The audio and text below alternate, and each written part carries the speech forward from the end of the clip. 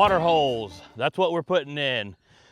We had one here last year and we used a trough and it just was not big enough. I mean, every week we were having to come in here and fill this thing in, and it's kind of a booger because this farm's like 40 minutes from home, so having to constantly come over here and fill it in was just a super big inconvenience. And I think water holes are the closest thing to bait that I can think of, you know, like dumping a bag of corn on the ground. When we put this in, it was a freaking magnet. They were hitting it every day and I'm like, oh man, this is sweet. And then they stopped going to it and I'm like, why did they stop going to it? Well, it was out of water.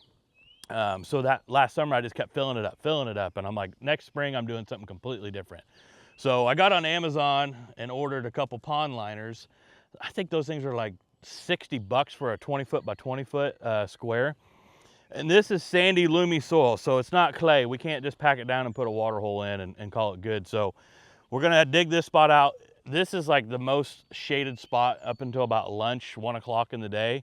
And I need the water hole here. It's a way we're gonna set this up and pinch them all down. So we're gonna dig the spot out here, probably go 3 or 4 foot deep. I know there's gonna be a lot of you in the comments that are gonna say, you know, EHD risk, you know, you're gonna get the midge in it and all this shit. Well, there's products out there to help with that, and putting the liner in it and constantly putting fresh water in it is gonna help. It's not gonna get, you know, the clay or the sand's not gonna really get the midge growing in it. And if so, we'll get on EHD or EH Defense's website. We'll order the pond stuff that they have to help kill that and clean your water up, and we'll be fine. It'll be okay. So if you guys are questioning about putting a water hole in, whether it's a trough or digging a hole in, we do them all sorts of ways. It just depends on where we're at. If this was clay, I would not even have a liner in it. I'd just pack it back down with the clay and seal it off and let rain fill it up.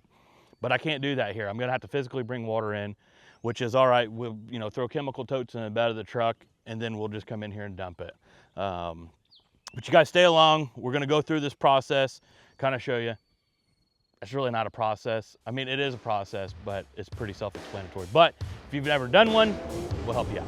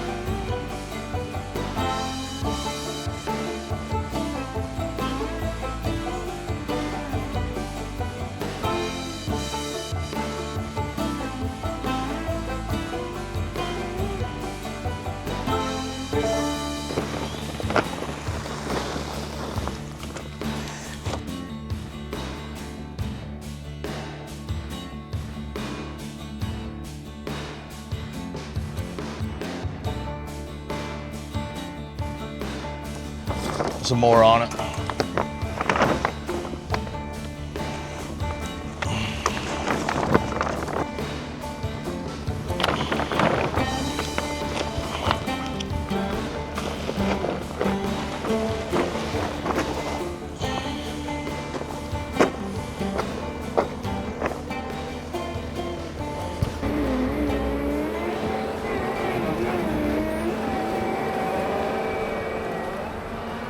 All right, guys, so we just finished up the water hole project here.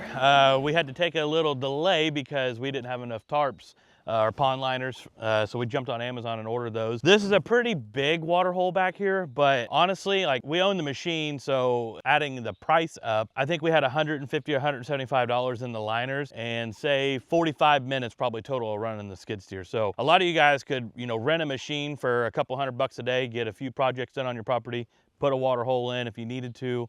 You know, last year we had the water trough in here, which are really good.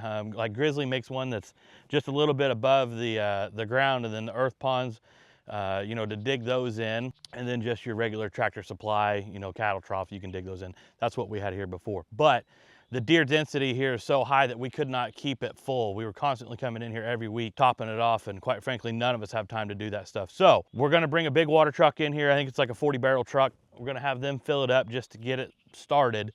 We've got some rains coming, so hopefully, fingers crossed, there'll always be water in it and it doesn't get super nasty. It's gonna take some maintenance, but I'm okay with that. You know, if I gotta work on it a few times a year, no big deal. But, you know, we're, like I said before, we're in the state of Illinois, so we can't dump a bag of corn on the ground and shoot the deer. And all the water holes that we have, this is the next best thing as to dumping a pile of corn or bait or whatever it is that you put out. These deer are hitting these things like freaking magnets, and it is awesome. So stay tuned. We'll keep you guys updated. Hopefully with the monsoon coming this afternoon, we'll be able to put a little bit of water in here. Water hole complete. Move on to the next project.